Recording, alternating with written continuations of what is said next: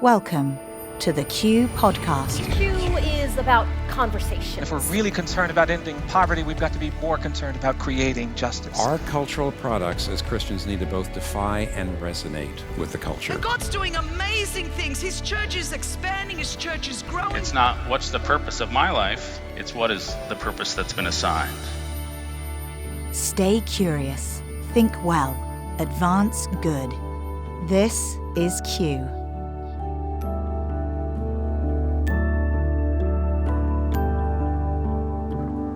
Hi, welcome to another edition of the Q Ideas Podcast. I'm so glad you're joining us today, and we're excited because today I'm interviewing somebody who's been a great friend of mine for 20 years, John Tyson. And John Tyson's a pastor of Church of the City, New York. He's been living in New York now almost 15 years, faithfully leading church plants and helping many churches begin in that community, and continues to do that so faithfully today. And I'm always excited to talk to him, and I'm excited for you to get to hear from him, because he's one of the most well-read people I know. This is the kind of guy that reads 100 books a year, probably more than that. But his retention's amazing. And anybody who's friends with John understands his retention. He reads a book, he remembers the quotes.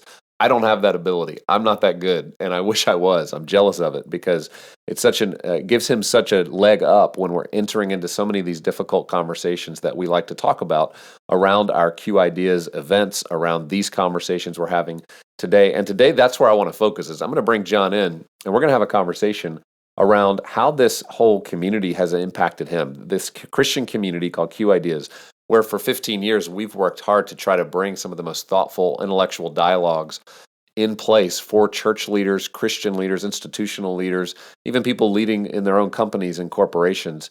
But as Christians, they want to faithfully engage culture. They want to hold true to what Scripture tells them is true about the world, about human beings, about human flourishing.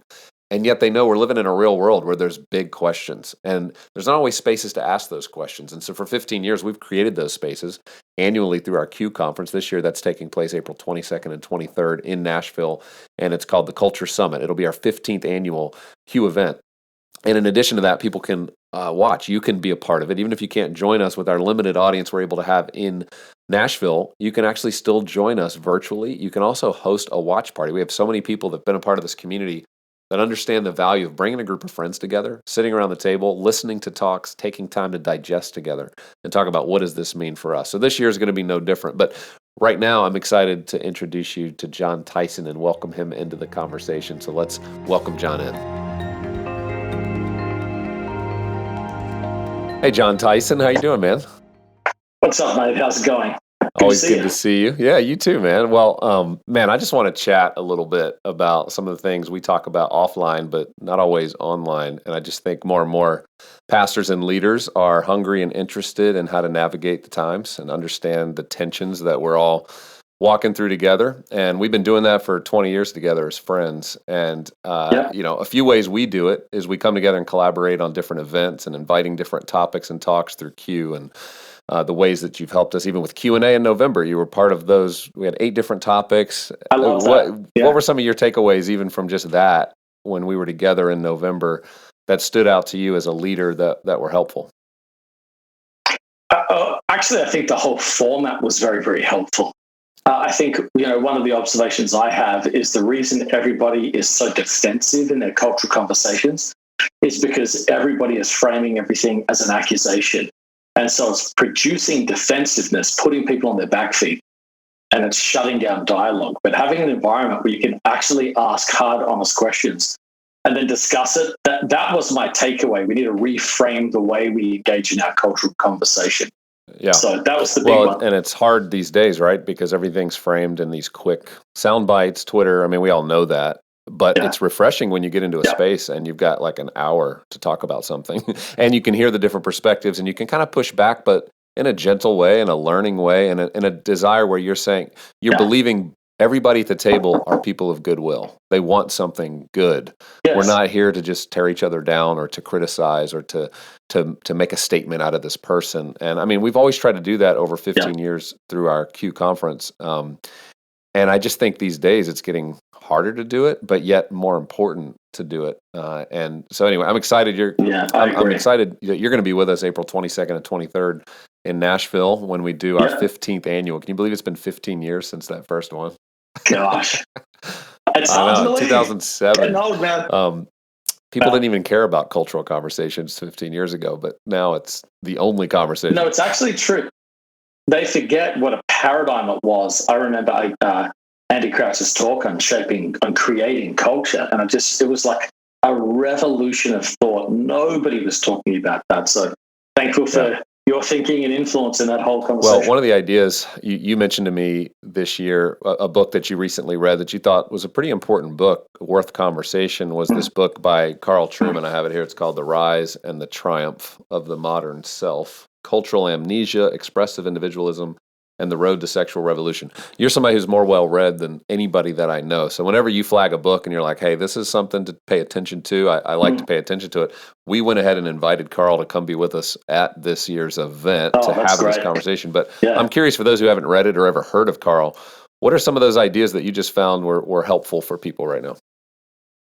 Well, I think the great gift he does in the book is he basically fills in the gaps to explain culturally what's happened to enable us to be in the moment that we are in. So a lot of folks will go, it just feels like, I mean, you talk about what we were talking about 15 years ago versus what we're talking about now, even at Q. Many of these conversations would have been inconceivable. There would not even have been a plausibility structure to say, here's how we go from here to here. And it's happened in less than 15 years.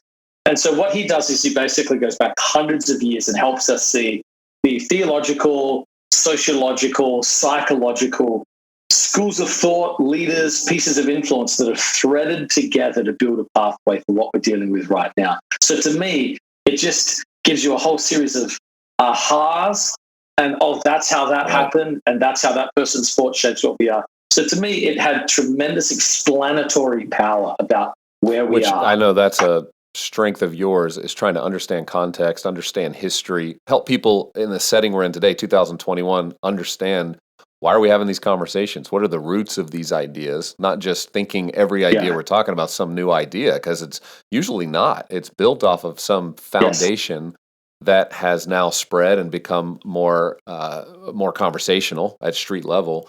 But these ideas normally are coming out of some deep roots. And when we get exposure to that, I think it helps us settle in. I remember doing that at the Q&A event. We had John Mark Comer and Roberta Amundsen talking about church history and sort of deconstruction. And when Roberta, who's like a church historian, says, hey, look, this has been going on for 2,000 years. Like, there's nothing new happening right now that people are deconstructing the Christian faith or scripture.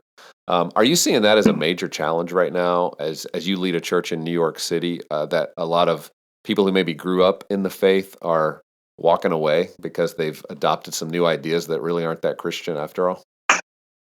Yeah, I mean, there's different kinds of deconstruction. So there is a helpful kind of deconstruction. And what I mean by that is challenging ungodly Christianity. I mean, Jesus had a lot of tension with the religious leaders of his day, called the Pharisees, sons of hell, brood of vipers, whitewashed tombs. So there is legitimate parts of our faith tradition that have been co-opted and hijacked. We should be deconstructing those things. There is a lot of that happening, and some of that is very, very healthy. The other side of it, which is what I think you're addressing, is when people are basically giving up on the historic Orthodox faith. And to me, there is cultural anxiety, there's pressure from the world to conform, and as a result, people can't live with the dissonance and tension. Sometimes it's sincere. People are just having a crisis of faith. I think those people we should be very patient with. As it says in the book of Jude, be merciful to those who doubt. So we've got to walk with people who are legitimately struggling. But there's others who are just losing their way. They're just giving in. You know, they want the affirmation of the world, and they can't handle the rejection of our culture. And so a lot of those folks are just basically doing what Demas did, because he loved the world, he's forsaken the mission. Yeah, and we found that's happening more and more. We're going to have John Mark Comer actually at the Q Culture Summit, April 22 and 23, address that with a talk on where progressive Christianity leads, because there seems to be a path and a journey that people take when they start to move away from biblical foundations, biblical doctrine, into some of this new space. And sometimes, again, just like understanding history gives us perspective and frames, this, I think, will help people frame what's happening. And there's a lot of concern, I know, for pastors who want to navigate this well. Another topic that we're going to talk about, that I've invited you to talk about, it's kind of centered around another book. You recently picked up, and I think you read this book quite often, Ordering Your Private World by Gordon MacDonald, right? Is that something you read all the time? Yeah, man. Oh, gosh. That's like a classic. That's probably an annual read for me. It's so good. Like, it's really, I mean, because he's talking about leadership failure. He's talking about things that happen all the time. And it just feels like he gave some very timeless wisdom. Incidentally, after he wrote that book, he experienced personal leadership failure, had a moral crisis himself. Yeah. So to me, it's a beautiful book. It's a great cautionary tale, and it's something that we need to have served up in a fresh way to consider. Yeah, and I'm excited for you to help us understand better what are those kind of core disciplines, what are the rules of life that need to be present to keep our souls nurtured, to keep us grounded, rooted as we live these lives. We're also having Rich Villodas come and talk about the failure of celebrity Christianity, which kind of plays into that, like this idea that celebrity has somehow become a part of Christianity. And I think part of that's the way the world works, right? The way media works, the way imagery works. I agree. We see these people, there's lots of cameras now, lights, Instagram, social media, and it's easy for them to start to move into this different ether. But man, that is problematic, isn't it? Yeah, I mean, I love Rich. He's obviously a fellow New York City pastor, and I love his observations, and he definitely lives what he is sort of critiquing here. Yeah, but hopefully he asks the question, how do we change the entire system? Because it just keeps on happening. It doesn't matter what your theology is. So you had the Reformed leaders fall. Driscoll, Darren Patrick, Tillian, these guys all just collapsed in the same way that faith leaders collapsed. Pentecostal faith leaders collapsed. We saw like different kinds of leadership failure, and the vast majority of it was they had platforms bigger than their character. And obviously there could be spiritual warfare that gets in that and sabotages leaders, and there's unprocessed issues from their past that sort of catch up to the weight of influence. But we've got to change the system, because maybe the system's broken because it keeps happening 3 or 4 times a year. Well, what are other topics as you look at April 22, 23? I know this has been a place where you've come and you've learned quite a bit over the years, and you sit in there and you're taking notes. And as you look at the topics that we're addressing this year, what are a couple that jump out that you're kind of excited to hear more about? Well, I definitely wanted to hear from Rich, so I'm looking forward to that. Lydia Dugdale's on the art of dying well. I think that's going to be very important. She's there at Columbia University, by the way, in New York, talking about, we're dealing with death so much in our culture right now through COVID. People are just very hyper aware of death. And she addresses how Christians think about that maybe differently. There's some sociology in there. There's some ways in which we need to think about the art of dying, which is not something we talk a lot about. So I think that's going to be really helpful to leaders. Yeah, I totally agree. We as a generation tend to hide death.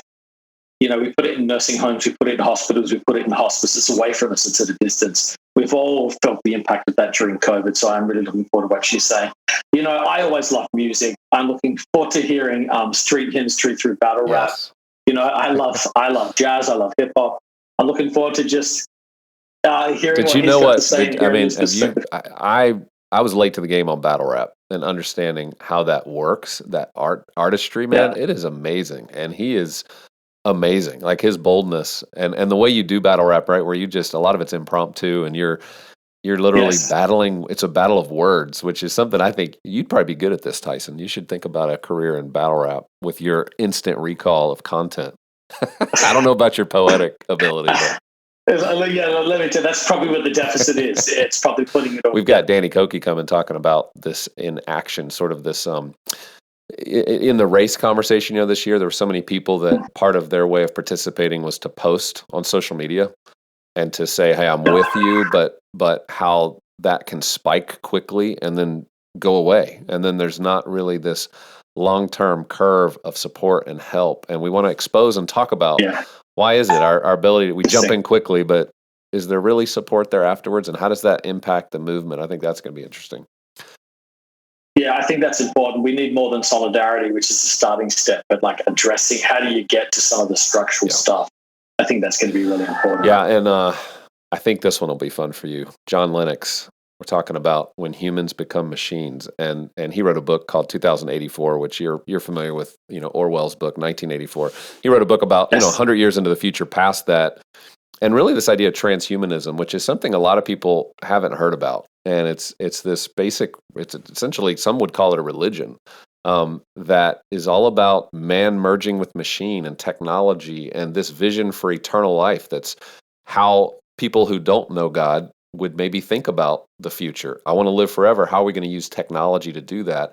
Something I think Christian leaders must become more aware of quickly, because it's becoming normative for us to just start to adopt lifestyles and thinking and technology in a way. But if we don't understand where some leaders would like to see this go, we may be participating in something that's not part of our own flourishing.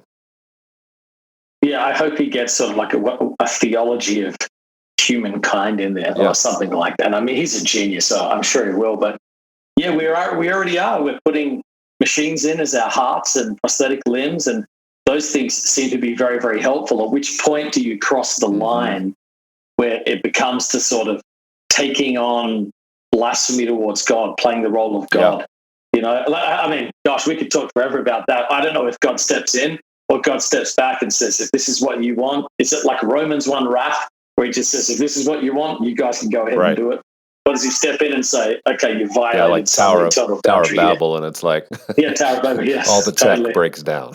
It crashes. That's exactly right. We're left handwriting letters, and being good actual steps. Well, man, I love these conversations. I think anybody listening, I hope you're inspired by just the dialogue that needs to take place around so many of these important issues that we hardly have time to read all the books, right? It's just impossible to keep up with everything going on. And I know Q, for so many leaders, has been a place to come together and hear, how do we think about 2021 and beyond? How do we think well about it? Just final thoughts. I mean, what has this community meant to you over the years, John, and your leadership? Oh, it's genuinely, it's been a gift to me. I mean, there's very, very few spaces where you get this range of important conversations. So on almost every issue that we've mentioned, there'll be a conference about it exclusively devoted to it. But to have all of these things in one space and to expand your mind and heart on current issues, I think has been really life-changing for me. So several of these talks I've heard at Q, like I moved neighborhoods based on a Q talk. I literally moved my family and my kids' schooling because I was so impacted by a talk. So it's not just intellectual fodder. It's not just snippets of exciting info. It's like it impacts my discipleship and my formation. Yeah, well, thank you for. I can't wait to see what happens. Well, this thanks year. for all you've done to contribute to it and help me think through so many of these difficult topics. And we are big fans of you and your work, and so thankful for all you're doing. So thanks for being with us today. No worries, mate. Always a joy. Well, I hope you enjoyed hearing John's perspectives, and just it's always fun to catch up with such a good friend who's also navigating these areas and trying to do it well and trying to understand and seek to learn. You hear in even John's voice, he's a learner. He's a lifelong learner. We all have to be. We don't get the option to just settle on what we learned last year or the year before. We're in a moment where we must continue growing. We must continue trying to seek to understand, to better listen, to understand how our theology and what we believe is true that we gain from Scripture, how it applies to all of life today. And that's always been my passion in my heart, is try to help you understand the times and for us together to know what to do, know how to lead, know how to steward all that God's put in front of you, the people He's put in front of you. Maybe it's your children, maybe it's your friendships, maybe it's a community that you disciple, maybe it's your church, maybe it's the institution that you've been given this opportunity to lead in this season. We want to help you do that better. And so some of the topics we just mentioned will be a part of over 40 different conversations and talks and topics that you'll be exposed to over these 2 days, April 22nd and 23rd. But in addition, we're going to have over 50 breakout opportunities via Zoom that are going to give you the opportunity to interact live with these expert thought leaders. Some will be giving presentations at the Culture Summit. Others will be there just for these breakout moments where we're going to give you access to one-on-one with a group of people that are listening. Ask your own questions and hear from them directly. And so I'm excited for that opportunity, which is a new opportunity we have through the virtual side of this summit. But for those of you who've never been to a Q Ideas event, come join us. We still have a few spots available live in Nashville with this limited audience, but there's still a few available. You can go to qideas.org/culture summit, and you can register there, learn all about the topics, the events, the experiences happening in person. Or for the majority of you, I know you're not going to be able to join us, But will you mark those dates on your calendar now, April 22nd and 23rd? It's just a few weeks away, but block the time from 9 to 5 Central Time. You are going to have the opportunity to learn, hear, understand, see a future vision of where things might be going culturally, and what does that mean for us as Christian leaders to navigate that well, to navigate that faithfully. And I cannot believe the group of people that will be coming together to help you do that. We're excited about the group that's being assembled. And I hope that you will take advantage of that, not only for you, but for your family, for your church, for your staff, for those that you are called to lead. Let this be an opportunity to stir the conversations that maybe there's never time to have. There's not space maybe in your weekly meeting, or you haven't found the ability to bring up these difficult conversations. Let this be the reason you spend time this year being intentional in your own discipleship, in your own mentoring, and the way in which you want to model what it means to faithfully lead right now. So I hope you'll join us. Go to qideas.org/culture summit, and I hope you have a wonderful day.